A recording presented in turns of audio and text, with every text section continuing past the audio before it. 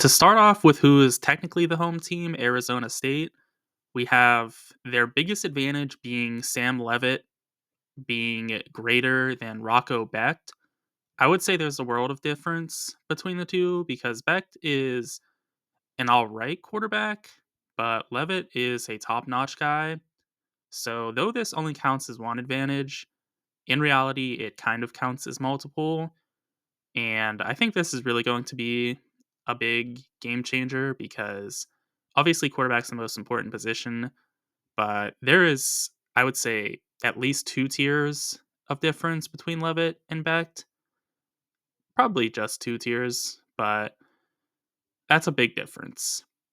What's also big for Arizona State is Cam Skataboo, who has a very interesting pronunciation of his name. It doesn't look like Skataboo, but he should run free versus a poor run defense in Iowa State, and that is really dangerous. You have a great quarterback, and you have a running back that should be having success.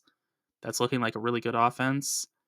What also adds to the offense is the fact that Arizona State has a stud wide receiver in Jordan Tyson, who is fairly better than every defensive back for Iowa State except for Jontez Williams.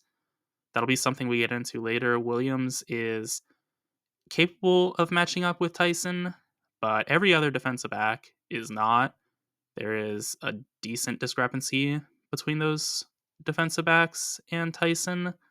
So there's a lot to like for the Arizona State offense. You'll notice though there's no advantages for the defense. That's all of their advantages right there. Is they have 3 on offense and none anywhere else.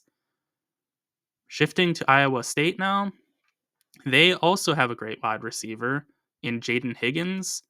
He can't be guarded, especially by Arizona State, who has very limited talent on the defensive side of the ball. So that's going to be a real advantage for them.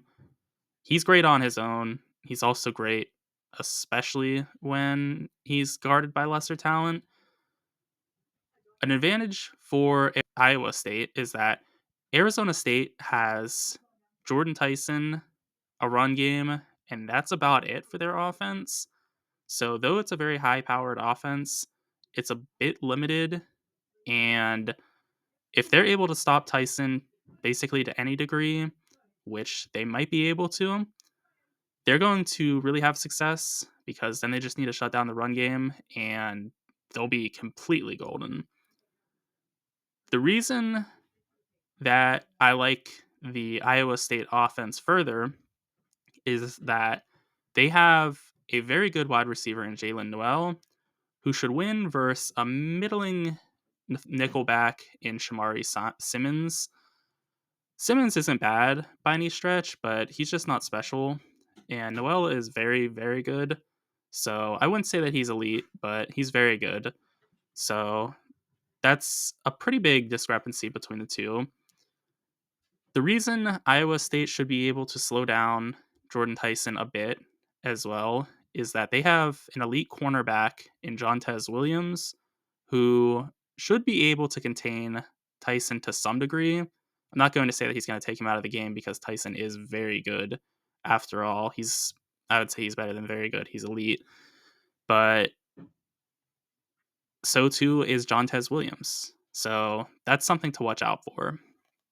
The last advantage for Iowa State is the first one of the trenches. There's not really great trench play in this game for either side, but there is for Iowa State one advantage, and that they have a great defensive interior in Dominique Orange.